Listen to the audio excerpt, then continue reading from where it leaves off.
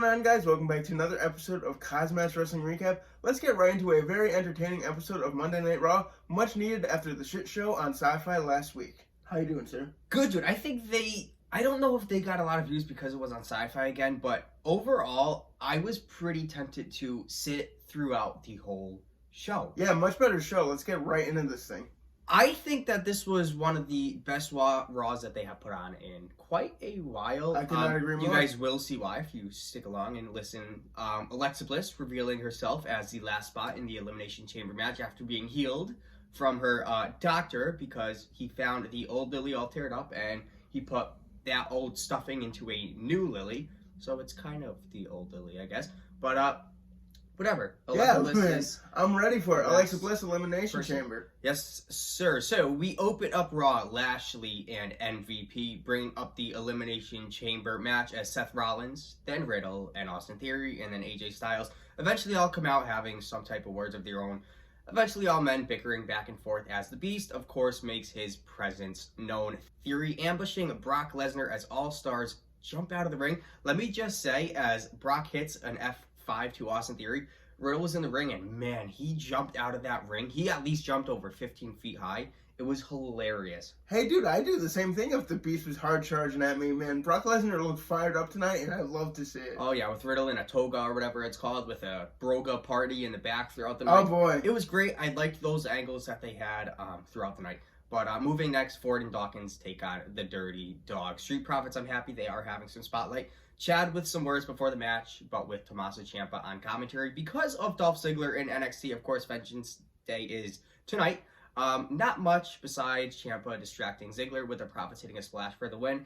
It wasn't much, but it was a good match, and they did put on a good fight. And I will give that match, honestly, like a 3.5 out of 5 stars, maybe even a 4. Oh, dude, this got me really excited. I hope we see Tommaso Ciampa on the main roster. I mean, it just seems like he's got so much charisma and he's great in the ring, so I think he'd be a great addition to Monday Night Raw or Friday Night SmackDown.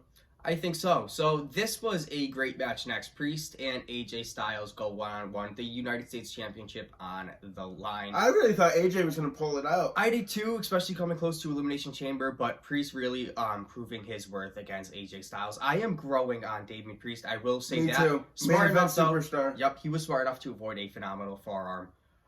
Ending up rolling up AJ Styles. So this was weird, seeing AJ Styles being rolled up. This was one of the few times. It's usually you see like Ray rolled up or something like that, but AJ Styles, man, the crowd was kind of confused. But Damian Priest, he did deserve that win. Yeah, all you need to know is Damian Priest retains that United States Championship. And man, he really put in a fight, avoiding a Styles clash and a phenomenal elbow. He did. Let's move next. So it's the Hurt Business. Cedric Alexander and Shelton Benjamin take on Omos in a 2-on-1 handicap match. Horrible squash match. Horrible. I didn't see much going on besides squashing the Hurt Business. Made no sense. Of making them look, at least have a backstage altercation with them like they did earlier in the show. But yeah, attack Omos before the match. Do something. Don't put them in a match where they'll get squashed because it just hurts their reputation. Absolutely, could not agree with you more.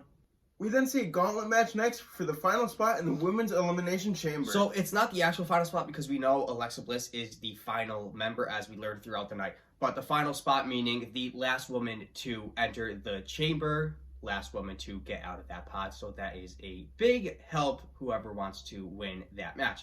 So we have Rhea Ripley and Nikki ASH. First, Rhea Ripley pinning Nikki clean. Then Liv Morgan is out next. I was really hoping for Liv Morgan, but once Liv Morgan was defeated with a Riptide by Rhea Ripley, I was like, you know what? I am pulling through with Rhea Ripley because she has already been in a match for over 20 minutes. Oh, dude, she really showed her fight tonight. Yep, and then I think it was Doudrop next. She was pissed about Doudrop because Doudrop has some weight on her and she's already exhausted. Watch out for that, Rhino. Rhea did beat Doudrop with a Riptide. I was surprised to see her put Rhea up about maybe 8 feet. That was surprising. Last opponent, Bianca Belair. I was really hoping for a Bayley because, I thought she was going to be the last woman in the chamber match, but ended up being Alexa Bliss later on in the night. But Rhea Ripley avoiding a KOD, hitting a kick for a near 3, but Belair successfully then hits a KOD for the win. She is the final, I guess, entrant for the Elimination Chamber, so she has some weight off of her shoulders. Yeah, not that Bianca Belair needed any more advantages for that Elimination Chamber match.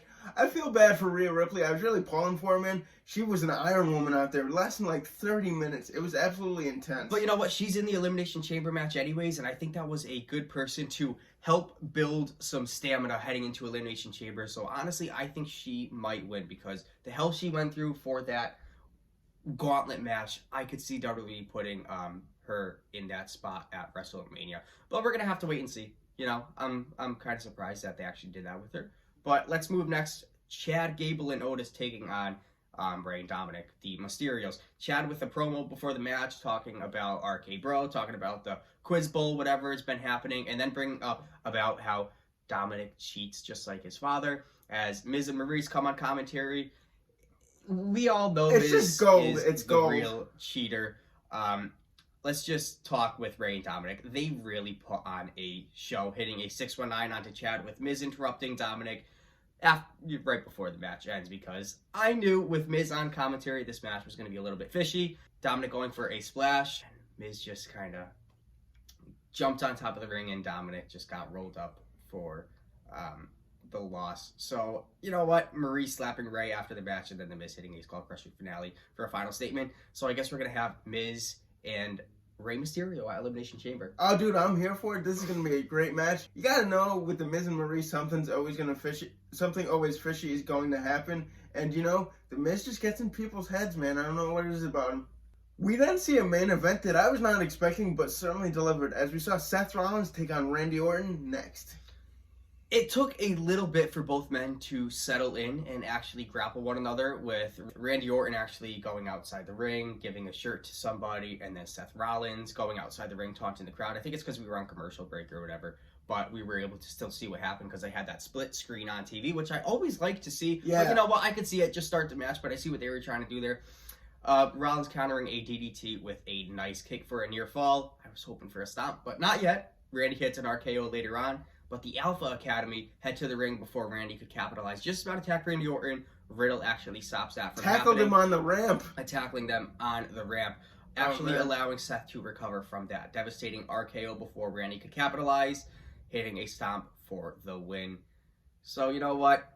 Props to Riddle for, you know, I guess backing up his teammate. Up his teammate. But if he let the Alpha Academy attack Orton, they would have gotten him disqualified, so Orton would have won via disqualification. You know, Riddle isn't the smartest guy in the room, but you know, he fights for his partner. I love to see He's on cloud nine, but you know, I think Seth beating Randy Orton was, you know, it was kind of rejuvenating. You know, Randy Orton and Riddle, I think they lost last week. I forgot against who, or the week before.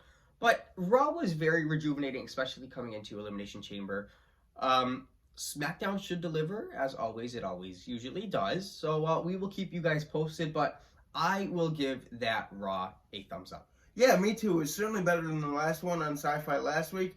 Let us know what you thought about the show. Always like, comment, and subscribe. And we will have a Friday Night SmackDown recap for you guys and a Daytona 500 recap. That's right, baby. NASCAR is back, and we will have it all covered here. So like, comment, subscribe, hit that notification bell, and we will see you soon. Peace out. Chug it along. Peace. No chance, that's what you